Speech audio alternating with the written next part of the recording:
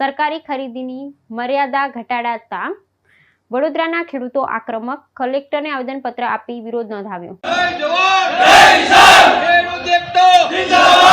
વડોદરા જિલ્લા કલેક્ટર કચેરી ખાતે આજે સ્થાનિક ખેડૂતો દ્વારા કૃષિ ઉપજની ખરીદી અંગેના સરકારી નીતિ નિયમોમાં કરાયેલા ફેરફાર સામે ઉગ્ર વિરોધ પ્રદર્શન કરવામાં આવ્યું છે। રાજ્ય સરકાર દ્વારા જુવારની સરકારી ખરીદીની નિર્ધારિત મર્યાદામાં નોંધપાત્ર ઘટાડો કરવાના નિર્ણયથી નારાજ ખેડૂતોએ જિલ્લા કલેક્ટર અનિલ ધામેલિયાને એક સત્તાવાર આવેદનપત્ર પાઠવી પોતાની વ્યથા અને આક્રોશ રજૂ કર્યો હતો।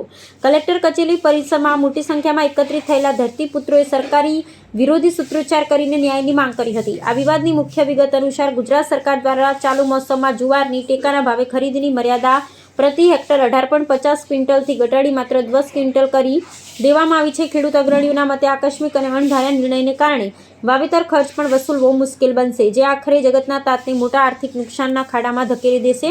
ખેડૂતોએ નવી નીતિગત સુધારાને તદ્દન કલ્યાણ વિરોધી ગણાવી પૂર્વવત ઠરાવ મુજબ જ સંપૂર્ણ જથ્થાની ખરીદી પ્રક્રિયા ચાલુ રાખવા માટે ભારપૂર્વક રજૂઆત કરી છે।